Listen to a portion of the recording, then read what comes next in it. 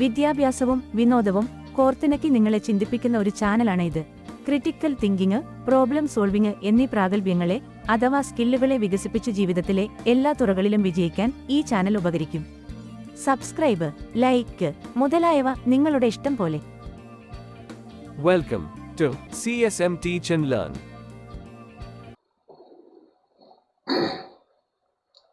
Hello, CSM teach and learn എന്ന ഈ ചാനലിലേക്ക് എല്ലാവർക്കും സ്വാഗതം. ഇന്ന് നമ്മൾ ചർച്ച ചെയ്യുന്നത് ഭൂമി ഉരുണ്ടതാണ് എന്ന് BC 500-കളിൽ തന്നെ പൈതഗോറസ് കണ്ടെത്തിയിരുന്നു. എന്നാൽ അന്ന് ഭൂമിയിൽ നിന്ന് ഉയർന്നു നിന്നുകൊണ്ട് ഭൂമിയെ നോക്കാനുള്ള യാതൊരു സൗകര്യവും ഇല്ലായിരുന്നു.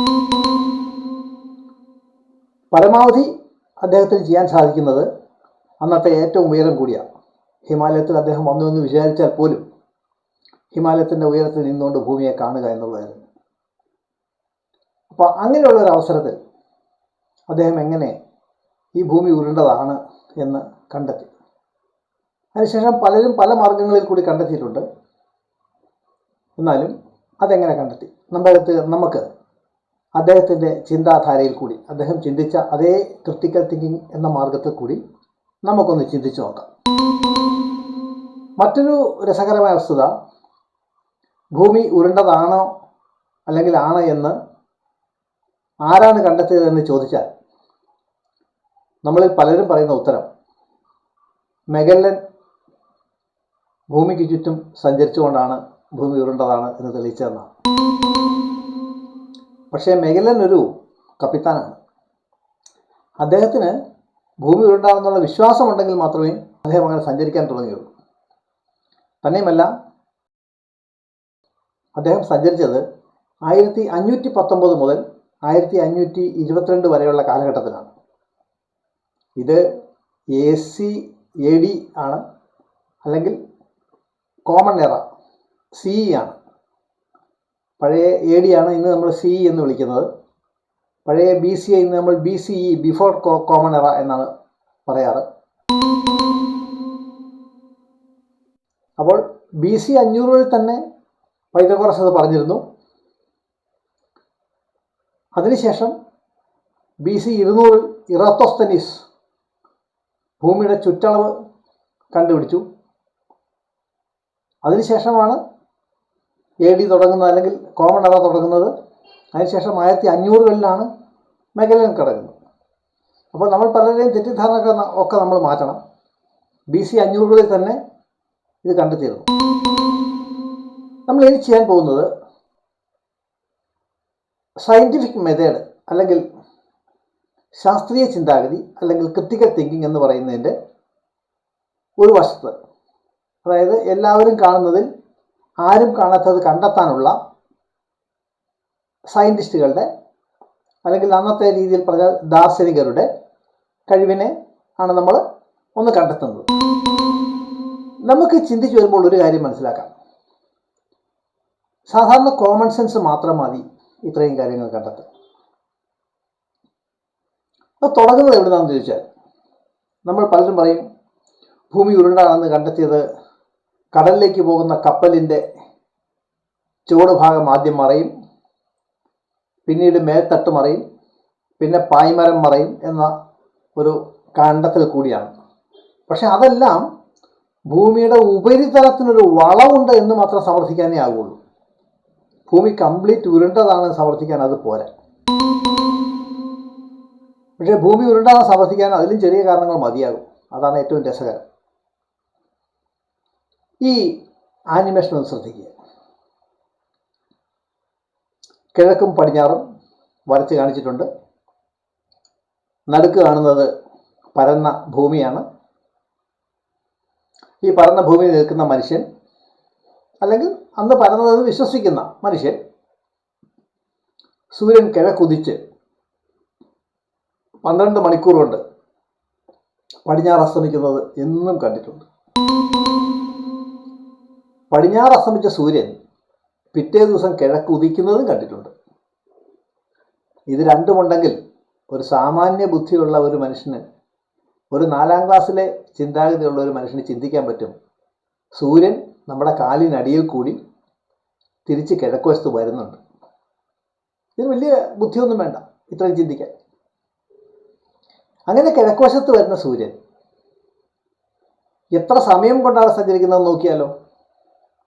അതും ഏകദേശം തുല്യ സമയം കൊണ്ടാണ്. എന്ന് വെച്ചാൽ രാവിലെ 6 മണിക്ക് കിഴക്കുദിക്കുന്നു, വൈകിട്ട് 6 മണിക്ക് പടിഞ്ഞാറ് അസ്തമിക്കുന്നു.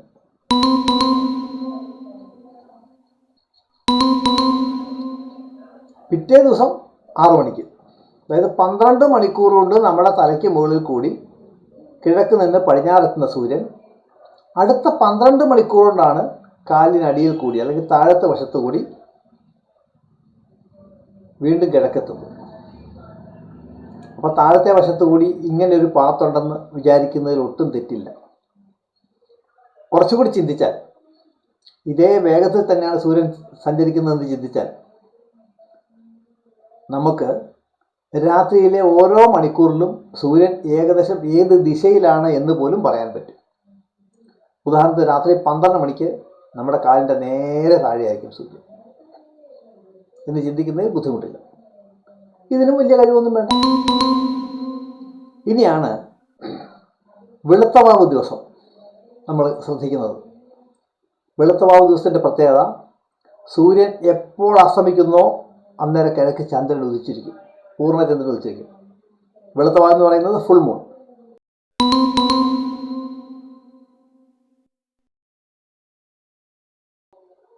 എന്നിട്ട് അടുത്ത 12 മണിക്കൂർ കൊണ്ട് ഈ ചന്ദ്രൻ ഒരു പകുതി കറക്കം മുഴുവൻ കറങ്ങി പടിഞ്ഞാറ് പോയി അസ്തമിക്കും. പടിഞ്ഞാറ് ചന്ദ്രൻ അസ്തമിക്കാൻ തുടങ്ങുമ്പോൾ പിറ്റേ ദിവസം സൂര്യൻ കിഴക്ക് ഉദിച്ചിരിക്കും. ചുരുക്കം പറഞ്ഞാൽ സൂര്യനും ചന്ദ്രനും നേരെ ഓപ്പോസിറ്റ് വരത്തക്ക രീതിയിലാണ് സഞ്ചരിച്ചുകൊണ്ടിരിക്കുന്നത്. ഇങ്ങനെ. ഇനിയാണ് മറ്റൊരു ഒബ്സർവേഷൻ അല്ലെങ്കിൽ മറ്റൊരു ദൃശ്യം നമ്മൾ ശ്രദ്ധിക്കേണ്ടത്. ചന്ദ്രഗ്രഹണം അഥവാ ലൂണാർ എക്ലിപ്സ്. ലൂണാർ എക്ലിപ്സ് എല്ലാ വർഷവും 2 പ്രാവശ്യം സംഭവിക്കുന്ന ഒരു കാര്യമാണ്. ഇത് സംഭവിക്കുമ്പോൾ പല സമയങ്ങളിൽ സംഭവിക്കാറുണ്ട്. അതായത് സൂര്യൻ അസ്തമിച്ചു കഴിഞ്ഞ ഉടനെ, അതായത് സന്ധ്യയ്ക്ക് ഒരു 6 മണിക്കും 7 മണിക്കും ഇടയ്ക്ക് സംഭവിക്കാറുണ്ട്. രാത്രിയിൽ 12 മണിക്ക് സംഭവിക്കാറുണ്ട്. വ്യത്യസ്തമായ ചന്ദ്രഗ്രഹണങ്ങൾ, ഒരു ദിവസം ചന്ദ്രഗ്രഹണമല്ല. ഒരു ദിവസത്തെ ചന്ദ്രഗ്രഹണം ഇന്ന് വൈകുന്നേരം 7 മണിക്കാണെങ്കിൽ വേറൊരു അടുത്ത ചന്ദ്രഗ്രഹണമോ അതിൻ്റെ അടുത്ത ചന്ദ്രഗ്രഹണമോ കുറച്ച് കഴിഞ്ഞുള്ളൊരു ചന്ദ്രഗ്രഹണം ചിലപ്പോൾ 12 മണിക്കാവാം, ചിലപ്പോൾ 4 മണിക്കാവാം, ചിലപ്പോൾ പിറ്റേ ദിവസം സൂര്യൻ ഉദിക്കുന്നതിന് ഒരു തൊട്ട് മുമ്പ്, അതായത് അന്നത്തെ ദിവസം ചന്ദ്രൻ അസ്തമിക്കുന്നതിന് തൊട്ട് മുമ്പാണ്. ഇങ്ങനെ വ്യത്യസ്ത സമയങ്ങളിൽ ചന്ദ്രഗ്രഹണം കാണുമ്പോൾ ഗ്രഹണം ശ്രദ്ധിച്ച് കണ്ടാൽ ഒരു കാര്യം മനസ്സിലാക്കും. ഈ വീഡിയോ ശ്രദ്ധിക്കൂ. ഒരു നിഴലിലേക്കാണ് ചന്ദ്രൻ മറയുന്നത്. ഇതാണ് ഗ്രഹണം. സ്വാഭാവികമായിട്ടും ഒരു പ്രകാശ സ്രോതസ് അല്ലെങ്കിൽ പ്രകാശം പുറപ്പെടുവിക്കുന്ന ഒരു സാധനം സൂര്യൻ നേരെ മറുവശത്തുള്ളപ്പോൾ ഈ നിഴൽ ഭൂമിയുടെ നിഴലാണ് എന്ന് ചിന്തിക്കുന്നതിനകത്ത് ഒരു തെറ്റുമില്ല. വളരെ പെട്ടെന്ന് ചിന്തിക്കാം. പരന്ന ഭൂമിയാണെങ്കിൽ ഈ സമയത്ത് ഇങ്ങനെ ചന്ദ്രൻ വരുമ്പോൾ ഉണ്ടാകുന്ന ചന്ദ്രഗ്രഹണത്തിലെ നിഴൽ ഏതാണ്ട് ഓവലായിട്ട് അല്ലെങ്കിൽ ദീർഘവൃത്താകൃതിയുടെ ഇങ്ങനെ കാണും. പക്ഷേ നിഴൽ അങ്ങനെയല്ല ആ സമയത്ത് കണ്ടത്. ഇനി ഇതാണ് ഗ്രഹണം എന്നുണ്ടെങ്കിലോ, അപ്പോഴും നിഴൽ ഓവൽ ഷേപ്പിൽ കാണണം. അപ്പോഴും നിഴൽ റൗണ്ടായിട്ടാണ്, വൃത്താകൃതിയിലാണ് കണ്ടത്. മാത്രവുമല്ല, എവിടെ ചന്ദ്രഗ്രഹണം ഉണ്ടായതുകൊണ്ട് നിഴൽ ഇങ്ങനെ തന്നെയാണ് കാണുക. അതായത് സൂര്യൻ എവിടെ നിന്ന് ലൈറ്റ് അടിച്ചാലും വട്ടത്തിൽ തന്നെയാണ് ഭൂമിയുടെ നിഴൽ വരുന്നത് എന്ന് ചുരുക്കം. ഈ ഒറ്റ കാരണം ചിന്തിച്ചാൽ മതി, ഭൂമിക്ക് ഇങ്ങനൊരു ആകൃതി ഉണ്ടായേ പറ്റൂ. ഇങ്ങനൊരു ആകൃതി, ഒരു ഗോളാകൃതിയാണെങ്കിൽ സൂര്യൻ എവിടെ നിന്ന് പ്രകാശം ചൊരിഞ്ഞാലും ഭൂമിയുടെ നിഴൽ റൗണ്ടിൽ തന്നെ വരും. ഇത്രയും മാത്രം മതി ചിന്തിക്കാൻ. അപ്പോൾ ഇവിടുത്തെ പ്രത്യേകത, നമ്മൾ കണ്ടത് എല്ലാവരും എല്ലാ കാര്യങ്ങളും കണ്ടു, പക്ഷെ അതിൽ നിന്നും ആഴത്തിൽ ചിന്തിച്ചത് കുറച്ച് പേർ മാത്രം. ഈ ചിന്താഗതിയാണ് ക്രിട്ടിക്കൽ തിങ്കിങ് അല്ലെങ്കിൽ സയൻറ്റിഫിക് തിങ്കിങ് അല്ലെങ്കിൽ സയൻറ്റിഫിക് മെത്തേഡ് എന്നൊക്കെ നമ്മൾ പറയുന്നത്. ഇത് പ്രോത്സാഹിപ്പിക്കുക, ഇങ്ങനെയുള്ള ചിന്താഗതി പ്രോത്സാഹിപ്പിക്കുകയാണ് ഈ ചാനലിൻ്റെ ലക്ഷ്യം.